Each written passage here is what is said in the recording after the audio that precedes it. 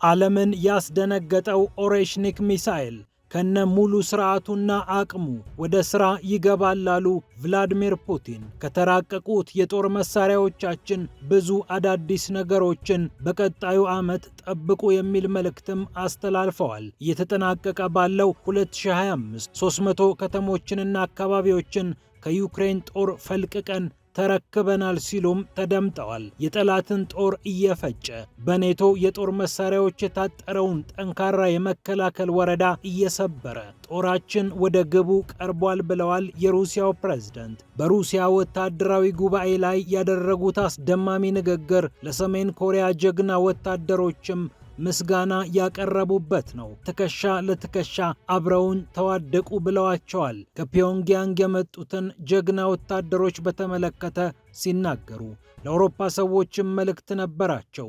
ቀጠናው ታውኳል፣ አውሮፓ እብደት ውስጥ ገብቷል፣ ሩሲያ ስጋት ናት ማለቱ ግን ውሸት ነው ሲሉ ተሰምተዋል ፑቲን። በዝርዝር ንግግራቸውንና የንግግራቸውን የትኩረት መልክ እንመለከተዋለን። ይህ እንደተጠበቀ ሆኖ ሩሲያ ለኢራን 4 የኒውክሌር ማዕከላትን ልትገነባ መሆኑ ተነግሯል። ከኢራን ሰሜን አውሮፓና ህንድ የሚዘልቀው መንገድም ትኩረትን ስቧል። በሌላ በኩል ፔንታገን ታይቶ የማይታወቅ ፕወዛ ውስጥ ገብቷል። ባለ 4 ኮከብ ጀነራሎችን ይቀንሳል የተባለው ይህ አዲስ መዋቅር ከአፍሪካና አውሮፓ ኃይል ቀንሶ ወደ ሌላ እዝ ለማዛወር ማቀዱም ጉዳስ ብሏል። ፒያሳ ኔትወርክን ስትከታተሉ ሁሉንም በጥልቀት ታገኛላችሁ። ፒያሳ ኔትወርክን ሰብስክራይብ፣ ላይክ እና ሼር በማድረግ የተአማኒ የፈጣንና የጥልቅ ዘገባዎች ቤተሰቡን ስንል በአክብሮት ጋብዘናል። አሁን ወደ ጉዳዮቻችን አለፍን።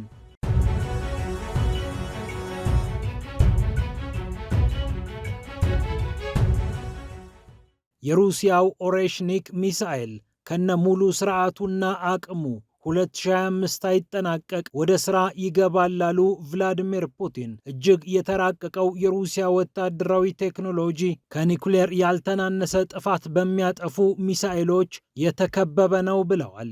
ኦሬሽኒክ ሚሳኤልም ይህንን ስትራቴጂያዊ ግባችንን ለማሳካት ጥርት ጥንቅቅ ያለ አቅማችን ሆኖ ቀርቧል ብለዋል።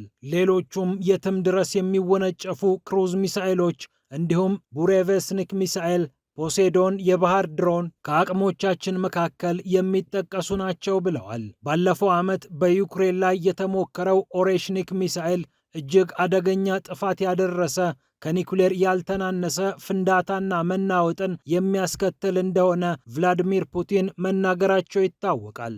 አንድ አነስተኛ የኒኩሌር የጦር መሳሪያ ብትሉት ይቀላል ሲሉ ስለ ኦሬሽኒክ ሚሳኤል መናገራቸውም ይታወሳል። ሩሲያ ይህንን የጦር መሳሪያ ወደ ቤላሩስ የማስገባት ሐሳብ እንዳላትም ይታወቃል። በሩሲያ የመከላከያ ሚኒስቴር የቦርድ ስብሰባ ላይ ነው ቭላድሚር ፑቲን በወታደራዊ ጉዳዮች ወሳኝ ነጥቦችን የተናገሩት። ምዕራባውያን ሩሲያ ስጋታችን ናት ማለታቸው ቅልጥ ያለ ውሸትና ስሜት የማይሰጥ ንግግር ነው ብለውታል።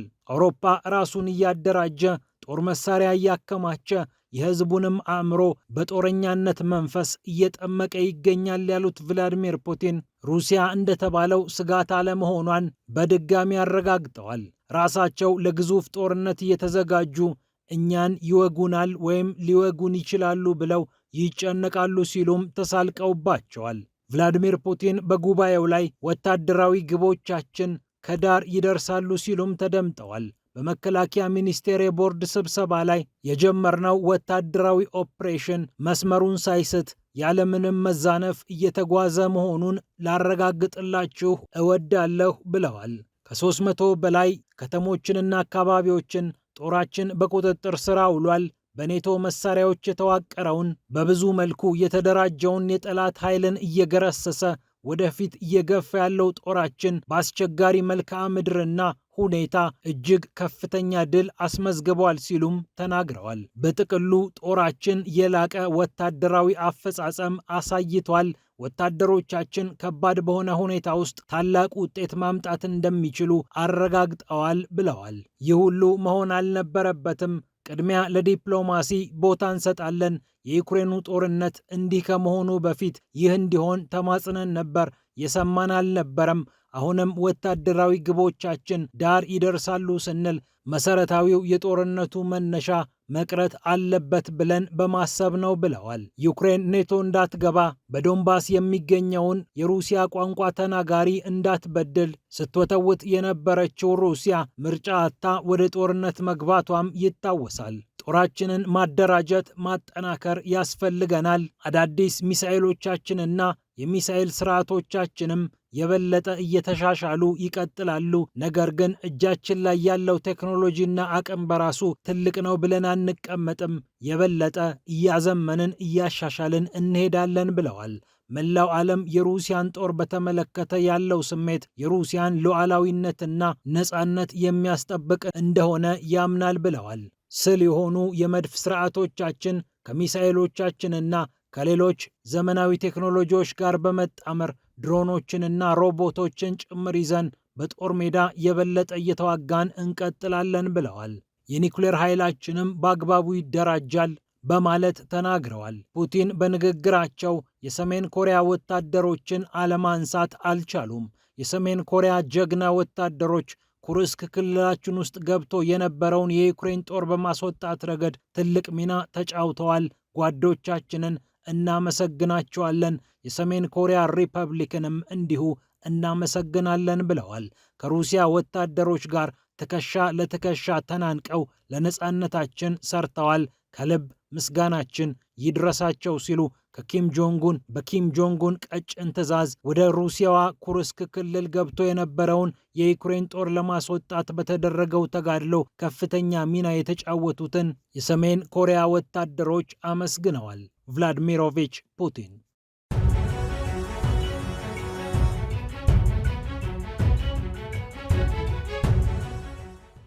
ይህ እንደተጠበቀ ሆኖ ኢራን ከሩሲያ ጋር ያለኝ የኒውክሌር ትብብር ታይቶ በማይታወቅ ደረጃ ከፍ እያለ መጥቷል ብላለች። 4 አዳዲስ የኒውክሌር ማዕከላትን ከሩሲያ ጋር ሆኜ እከፍታለሁ፣ አስፋፋለሁ ብላለች። በአሁኑ ሰዓት ላይ ግንባታ ላይ ያሉትን ጨምሮ 4 አዳዲስ የሚሆኑ ፕሮጀክቶች ከሩሲያ ጋር እንሰራለን ስትል ኢራን አሳውቃለች። የኢራን አቶሚክ ኃይል ድርጅት ቃል አቀባይ የሆኑት ቤህሩዝ ካማል ቫንዲ ናቸው ይህንን ጉዳይ በተመለከተ ለመገናኛ ብዙሃን የተናገሩት።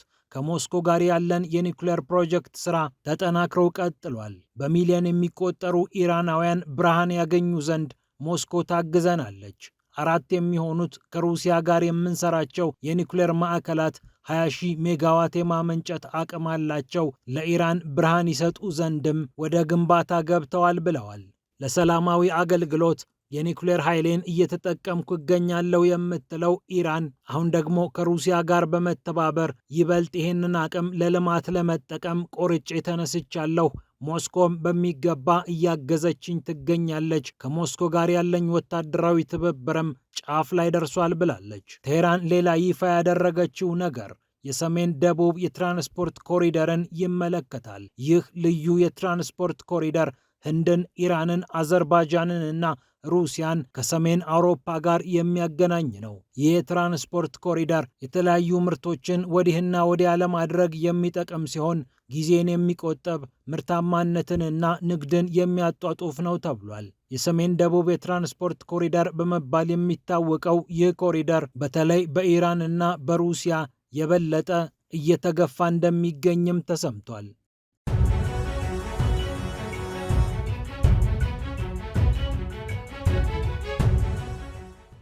በመጨረሻም ፔንታገን ዳግም ራሱን እያደራጀ ይገኛል።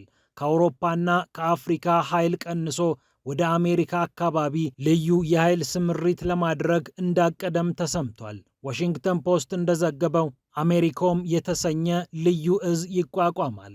በአሜሪካ ደቡባዊ ክፍልና ሰሜናዊ ክፍል የሚንቀሳቀሱትን ሁለቱን የጦር ክፍሎች በማደራጀት አሜሪኮም የተሰኘ በአሜሪካ ቀጠና በአጠቃላይ በምዕራቡ ንፍቀ ክበብ የሚንቀሳቀስ ግዙፍ የጦር እዝ እንደሚመሰረት ነው የታወቀው። ትራምፕ የመከላከያ ሚኒስትራቸውን የጦር ሚኒስትር እያሉ ይጠሯቸዋል። የመከላከያ ሚኒስትሩ በትራምፕ አጠራር ደግሞ የጦር ሚኒስትሩ ፒት ሄግሴት ከዚህ መደራጀት ጀርባ ስማቸው በተደጋጋሚ እየተነሳ ይገኛል። 4 ኮከብ በትከሻቸው ላይ የደረደሩትን የአሜሪካ ጀነራሎችን ቁጥር ይቀንሳል የተባለው ይህ አዲስ አደረጃጀት 11 ከሚሆኑ ግዙፍ የአሜሪካ የጦር አደረጃጀቶች ወደ 8 የመቀነስ እቅድ እንዳለም ተሰምቷል። ከሰሞኑ ቬንዙዌላን ጨምሮ በአካባቢው ከሚገኙ ሀገራት ጋር ውዝግብ ውስጥ የገባችው አሜሪካ እዛው ደጄ ላይ ያሉትን ሀገራት ሳልቆጣጠር ወደ አውሮፓ፣ ወደ አፍሪካና ወደ እስያ እያማተርኩ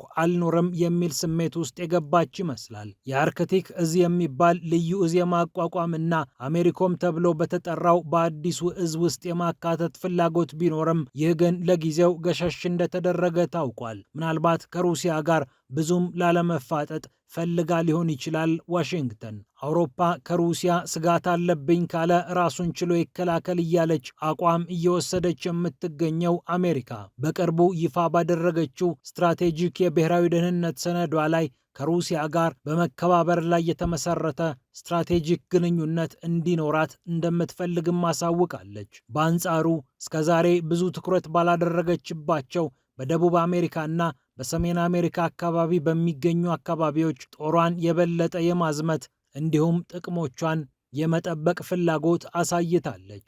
ለዚህም ይመስላል ከአውሮፓና ከአፍሪካ አካባቢ በመጠኑ ኃይሏን የማንሳት ፍላጎት ያሳየችው። ከቢቢሲ ጋር ቆይታ የነበራቸው በአውሮፓ ህብረት የአሜሪካ አምባሳደር የነበሩት ጎርደን ሶንድላንድ አውሮፓ ሩሲያ ችግር ሆናብኛለች ካለ ታዲያ ራሱን ለምን አይጠብቅም ሲሉ ጥያቄ አቅርበዋል። ፑቲንም እንደዚህ የተዳፈራቸው ጥቅም የለሽ ረብ የለሽ ስለሆኑ ነው ሲሉ የቀድሞ አምባሳደርና የትራምፕ ሰው ተናግረዋል። አውሮፓ ከፑቲን ጋር መዋጋት ሊፈልግ ይችላል፣ ይህ ግን በአሜሪካ አይደገፍም። ትራምፕ ይህንን አቋም ያራምዳሉ ሲሉም የቀድሞ አምባሳደር ተናግረዋል። ፒያሳ ኔትወርክን ስትከታተሉ ስለቆያችሁ ክብረት ይስጥልን ብለናል። ፒያሳ ኔትወርክን ሰብስክራይብ፣ ላይክ እና ሼር በማድረግ የተአማኒ የፈጣንና የጥልቅ ዘገባዎች ቤተሰብ ሁኑ ስንል በአክብሮት ጋብዘናል። ሰላም ለዓለማችን።